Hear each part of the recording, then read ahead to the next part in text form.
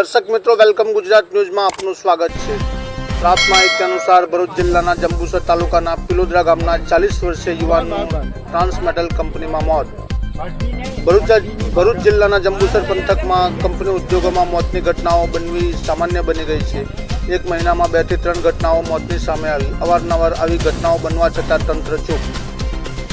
જંબુસર તાલુકાના પિલોદરા ગામ પાસે આવેલ ટ્રાન્સમેટલ કંપનીમાં પિલોદરા ગામના 40 વર્ષીય જગદીશભાઈ બેચરભાઈ પરમારનું મોત નિપજતા ગામમાં અને પરિવારમાં શોકનો માહોલ। પરિવારજનોને ન્યાય મેળવવા માટે પહોંચ્યા ડેડ બોડી લઈ કંપનીના ગેટ પર અને કર્યા કંપની પર ગંભીર આક્ષેપો।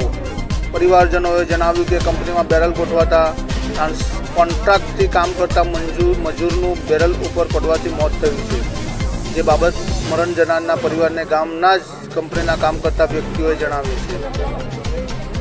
પરિવારજનોએ કંપની પરિવાર પણ આક્ષેપો કર્યા છે કે કંપનીએ જ્યારે ઘટના બની ત્યારે કંપનીના સત્તાધીશો દ્વારા કે જવાબદારો દ્વારા પરિવારને જાણ કર્યા વગર જ દવાખાને લઈ ગયા હતા, જ્યાં મૃત જાહેર કરતા સરકારી હોસ્પિટલ પાદરા પોસ્ટમોર્ટમ કરાવી ડેડ બોડી પરિવારને સોંપી દીધી હતી।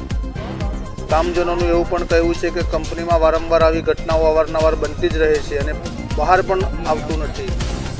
કંઈક ગ્રામજનોએ આ રીતે પ્રાણ ગુમાવ્યા છે, જ્યારે કંપની તેમજ જવાબદારોનું કહેવું છે કે હૃદયરોગના હુમલાથી આકસ્મિક કંપનીમાં કામ કરતા જગદીશભાઈનું મોત થયું છે। Bureau chief Jagdish Chauhan.